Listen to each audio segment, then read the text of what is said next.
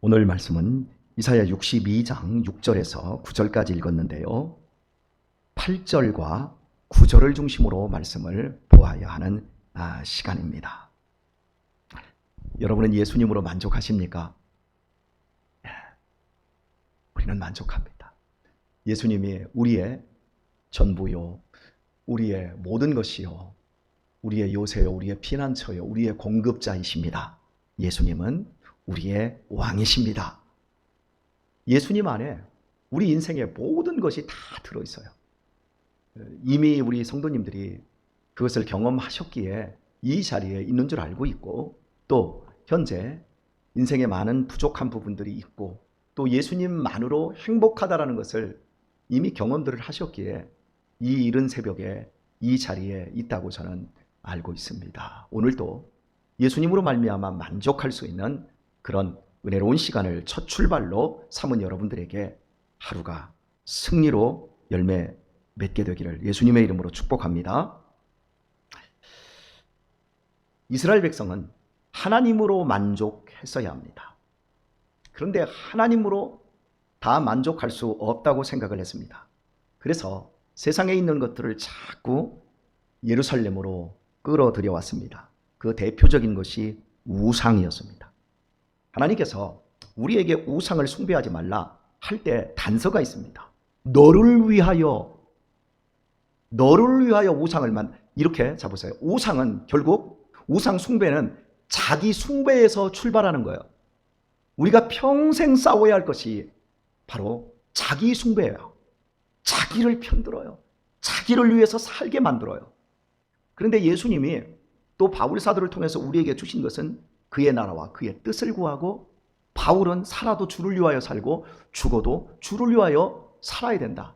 우리가 실제로 기도하는 이유는요, 내 소원을 응답시키기 위해 기도하는 것도 있지만 가장 궁극적인 자리에는 나의 원대로 마옵시고 아버지의 뜻대로 하기를 원합니다. 이 잔을 내게서 옮겨주소서. 그러나 아버지의 원대로, 내가 아버지의 뜻에 순종하기를 원합니다. 예수님의 싸움도 바로 그 싸움이었어요. 바울은 나 자신을 날마다 쳐서 복종시키노라. 다른 표현을 또 썼어요. 나는 날마다 죽노라. 우리 안을 들여다보세요. 항상 나를 중심으로 해서 모든 것을 생각하고 모든 걸 판단하고, 내가 즐거우면 은혜 받은 것이고, 내가 오늘 은혜를 못 받으면 오늘은 은혜로운 예배의 시간이 아니었다고 우리는 스스로가 착각을 합니다. 다 내 중심입니다. 내가 기분이 좋으면 세상이 다 좋게 보이지만, 내가 기분이 나쁘면 세상이 너무 안 좋게 보입니다. 그리고 그런 세상을 주신 하나님을 찬양하지 못하게 되어집니다. 여러분이 이 자리에서 기도하실 때 항상 그 마지막 이 자리를 떠나갈 때는 여러분 마음속에 기도의 확신이 있어야 됩니다. 내가 하나님의 뜻대로 살아가는 사람이구나. 내가 오늘 이 기도에 하나님이 들으셨구나. 그리고 이 자리를 움직여야 됩니다. 예수님께서 당신을 마지막에 복종시키실 때, 십자가에서 당신을 복종시키실 때, 그 복종의 싸움은 이미 그 전날 밤 겟세마네 동산에서 땀방울이 핏방울이 되게 하셨기 때문에, 그때 예수님은 자기를 다 죽이셨어요. 그때 예수님은 당신을 이미 이 하나님의 뜻에 죽으셨기에, 그 다음날 그 죽으신 시점으로부터 로마 병사에게 잡혀서 가야바의 집에, 안나스의 집에, 그리고 빌라도의 총독의 뜰에서 그 모진 고통을 당하시고 십자가의 그 순간까지 죽으실 수 있었던 거예요. 기도하면서 죽으시길 축복합니다. 기도하면서 시퍼렇게 살아나시면 안 됩니다. 무당이 칼을 갈듯이 푸닥거리만 하면 무당이 살아납니다. 귀신이 들어오고 번쩍번쩍 뛰면서 작두 위에 올라가고, 그러면서 반말 찍찍거리면서 자기가 원하는 걸 다 받아냅니다. 다 받아냈을 때 붓이 멈춰지는 것으로 패하는 것이 아니라, 우리의 기도는 내가 딱 죽어서 어떠한 하나님의 뜻에도 내가 순종할 수 있다. 그때 우리는 그 자리에서 내가 죽고 하나님의 뜻이 살아났을 때 일어나는 겁니다. 물론 우리가 기도하다 보면 이런 것들을 우리가 못 느낍니다. 그때는 마지막에 일어날 때 내 마음속에 찬송이라도 하고, 하나님, 내 영혼의 깊은 곳에, 이러면서 찬송을 어거지라도 하고 일어날 수 있는 그런 상태로 우리 자신을 출발시켜야 됩니다. 그때 우리는 나 자신을 겨우겨우 이겨나갈 수 있는 겁니다. 제가 이 말씀을 여러분에게 이렇게 심각하게 이 좋은 새벽에 하루를 출발하는데 이렇게까지 여러분에게 윽박지르듯이 드리고 있는 이유는 오늘 본문에 명확하게 나타나 있습니다. 읽은 말씀 8절을 보면 여호와께서 그 오른손 그 능력의 팔로 맹세하시되, 여러분 왼손이 아니에요. 성경에서 예수님께서도 표현이 왼편에 있는 자와 오른편에 있는 자, 그리고 양과 염소 이런 비유를 하시지 않습니까? 항상 성경에서 오른쪽이라고 하는 건 하나님의 편, 하나님의 뜻에 따르는 것. 그런데 하나님은 그 오른편에서 당시의 능력의 팔로 우리 모두를 붙잡아 주시고 그 능력의 팔로 우리를 보호하고 있는 거예요. 그런데 그 능력의 팔로 맹세했다라고 하는 건 확실하다는 거예요. 자, 왜 하나님이 맹세하시냐면 내가 다시는 네 곡식을 네 원수들에게 식물로 주지 아니하겠고 너희의 수고하여 얻은 포도주를 이방인으로 마시지 않게 하실 것인즉. 자, 이 말씀의 표현을 보면 이스라엘 백성들이 지금까지 농사진 걸 적들에게 빼앗겼어요. 그 빼앗긴 건 이스라엘 백성들이 힘이 없어서가 빼앗긴 게 아니에요. 그들이 포도주를 짜내면 그것을 적들이 와서 다 빼앗아 가서 그들이 마셨어요. 그 이유는 이스라엘 백성들이 군사력이 약하거나 경제력이 약하기 때문에 이런 일이 벌어진 것이 아니라 하나님이 보호해주지 않았기 때문이라는 거예요. 아무리 약해도 하나님의 보호가 있는, 하나님의 울타리 안에 있는 이스라엘 백성들은 자기가 농사한 걸 자기가 먹을 수 있고 자기가 짠 포도주를 자기가 마실 수 있었어요. 그런데 이스라엘 백성들이 지금까지는 다 빼앗겼어요. 하지만 하나님이 분명히 약속합니다. 나의 오른팔로, 내 강한 능력의 팔로 내가 너희에게 맹세한다. 내가 이제 다시는 회복되는 예루살렘은 절대 빼앗기지 않도록 내가 보호할 것이다. 이렇게 약속하고 있어요. 과거 역사를 반추해 보면 이스라엘 백성들이 그 왕정 시대를 이루게 되어지죠. 사울 왕이 왕이 됩니다. 근데 이 사울 왕이 처음에는 굉장히 겸손했었는데 나중에는 간이 배 밖으로 나와서 자기 멋대로 제사 드리고 자기 멋대로 아말렉과의 싸움에서 전리품을 하나님이 하나도 가져오지 말라고 하는데 다 가져옵니다. 블레셋과의 싸움에서도 마찬가지고 결국 자기 정욕을 채우기 위해 혈안이 되다 보니까 이 사울 왕이 전쟁에서 다 지기 시작하고 하나님이 네가 나를 버렸으니 나도 너를 버린다 이렇게 말해요. 무서운 얘기입니다. 사울 왕은 하나님을 버린 적이 없어요. 다만 하나님으로 만족하지 않고 다른 것으로도 채우면서 내가 더 채워지고 내가 부유해질수록 내가 하나님 앞에 헌금할 수 있고 아말렉에서 잡아온 그 소와 양 가지고 하나님 앞에 제사 멋지게 드리면 하나님도 좋고 나도 좋고 뭐 누이 좋고 매부 좋고 나도 좋고 일석삼조 아닙니까? 그런데 하나님은 그걸 네가 나를 버렸다 이렇게. 하나님의 입장에서는 당신의 백성이 당신만을 바라봐 주기를 원하고 있는 거예요. 제가 여러분에게 여러 번 말씀을 드렸지만 이게 입양 가족의 이 숙제는 그리고 신생아를 입양한 것은 아주 자연스럽게 이게 배에서 난 것처럼 어려움 없이 가족으로 잘 동화가 되어져요. 그런데 아이들이 연장아 좀 커서 오는 아이들의 이 문제는 걔네들이 내면에 엄청난 큰 상처를 배신감 그러니까 자기 엄마로부터의 처음에 분리됐을 때의 거절감 이런 것들이 마음에 어마어마하게 자리하고 있어서 이게 참 케어하는 게 너무너무 힘든 그런 과정이 있어요. 근데 제가 우리 이제 둘째 우리 유민이가 우리 집에 왔을 때 여러분이 보셨잖아요. 김선화 집사님을 졸졸 따라다니면서 엄마 엄마 그러는 거. 우리 아내가 있는데도 엄마 다 보는 사람이 엄마예요. 뭐 나뿐만 아니라 내가 나한테 아빠 하는데 동네에서 이렇게 사람들이 아우 이쁘다 야 너 이렇게 예쁘게 생겼니 하면서 머리 쓰다 두면 아빠 하고 따라가. 아니 나를 바라봐야지 이놈이. 그리고 예전에 최진장 권사님이 어린이집 할 때 거기 보냈지 않습니까? 비가 쭉쭉 내리는 날 그날 제가 몸이 굉장히 안 좋았는데 저녁 때 픽업을 딱 갔는데 막 굉장히 몸이 안 좋은 상태에서 제가 운전하는데도 멀미를 하더라고요. 그날 굉장히 제가 어쨌든 몸이 안 좋았어. 그래서 이제 픽업을 가서 유민아 앞에서 이제 유치원 앞에서 이렇게 어린이집 앞에서 유민아 하고 불렀을 때 유민이가 나를 저쪽에 딱 돌다가 딱 보더라고요. 그러더니 막 나한테 달려올 자세를 하고 있는데, 야, 선생님이 그런 거예요. 가방도 매주고 이렇게 챙겨주잖아요. 가방 매주고 이렇게 딱 챙겨준 다음에 딱 본 다음에 아빠 하고 딱 달려오는 거예요. 다. 그래서 나는, 여러분 그럴 때 어떻게 하지? 몸이 힘들어도 자식이 달려들고 있습니다. 손주가 달려들고 있습니다. 그럼 어떻게 하죠? 천천히 와, 넘어진다 이렇게 안 하고 어떻게 하죠? 딱 저도 이제 고개를 딱 자세를 낮추게 해서 무릎을 딱 꿇고, 자, 제품에 펄쩍 안기도록 쫙 했습니다. 쫙 여기까지 와서 탁 안기려고 하는 딱 그 순간에 옆에 다른 아빠가 와 있었어요.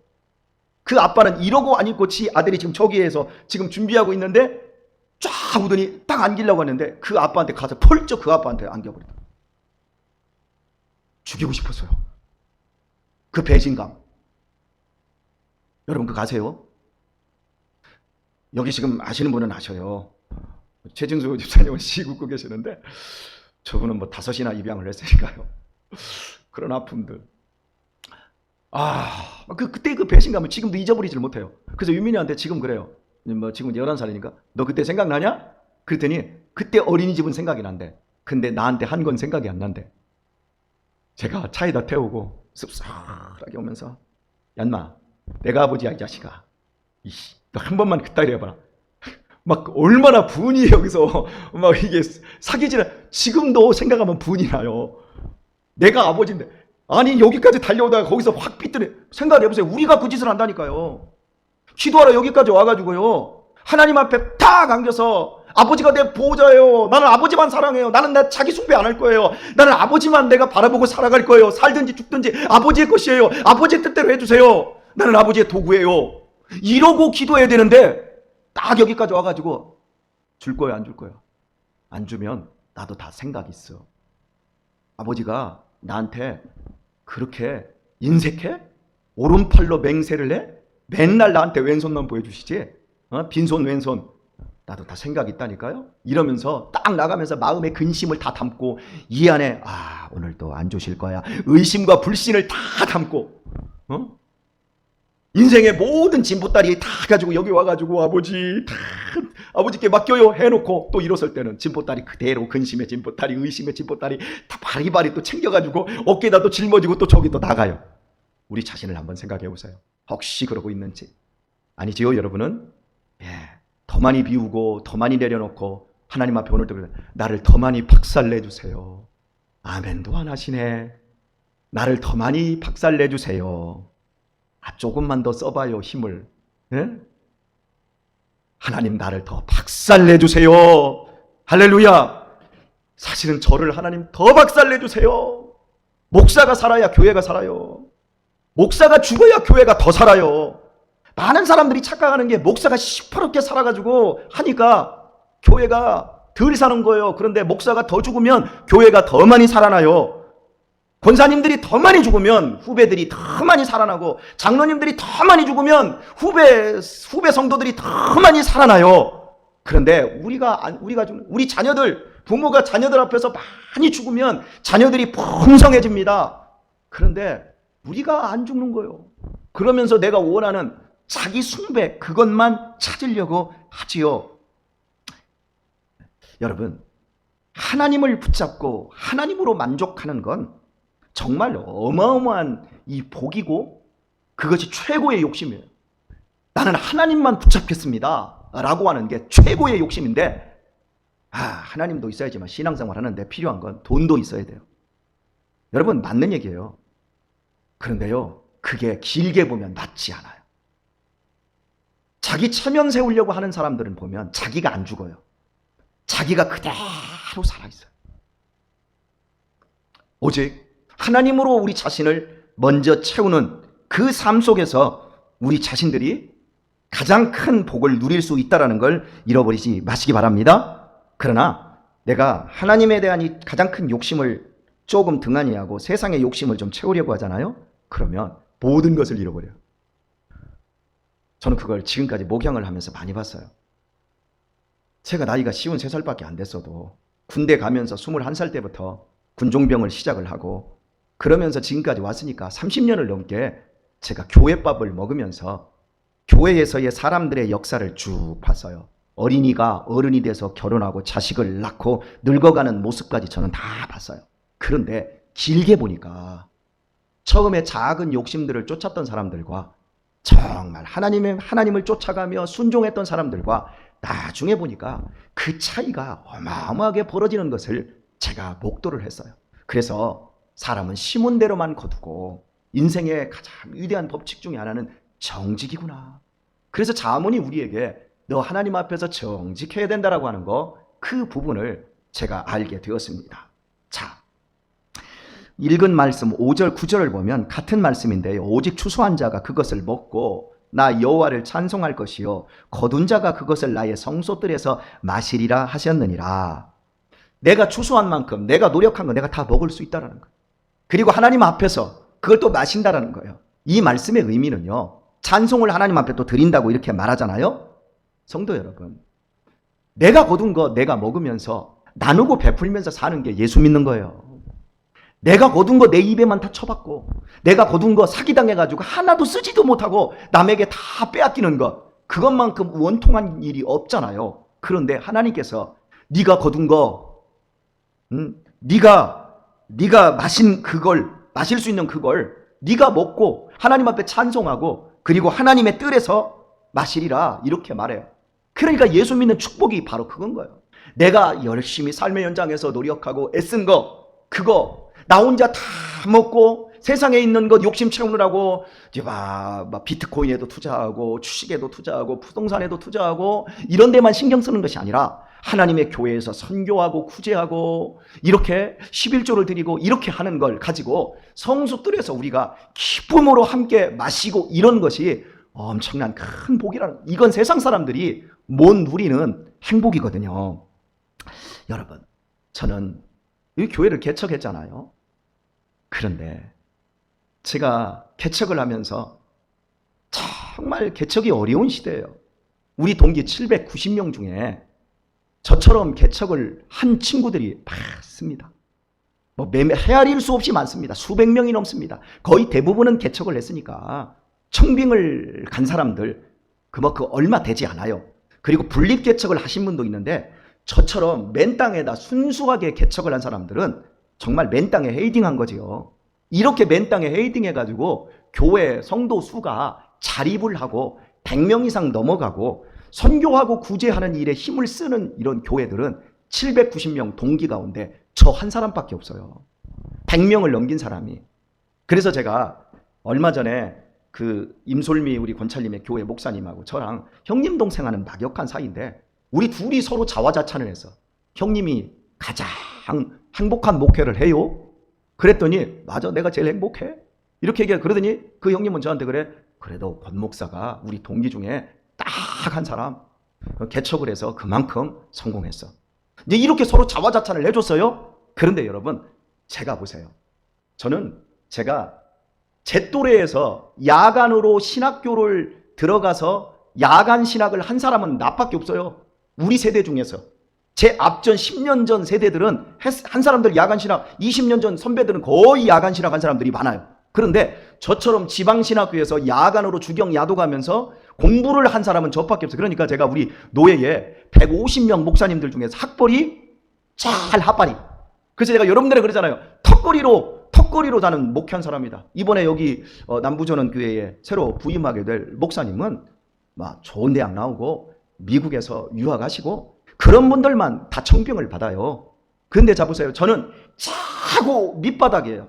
이렇게 얘기하면 교회를 개척해도 여러분 서울대생들이 개척하는 데가 더 낫지요. 지방신학교 야간 이름도 없는 데 나와가지고 총신대학원에서 목양과정 겨우 해가지고 목회하는 이런 목사를 뭐 어떻게 하겠습니까? 그런데 우리 교회가 이만큼 부흥된 데는 따라서 합시다. 신의 한 수가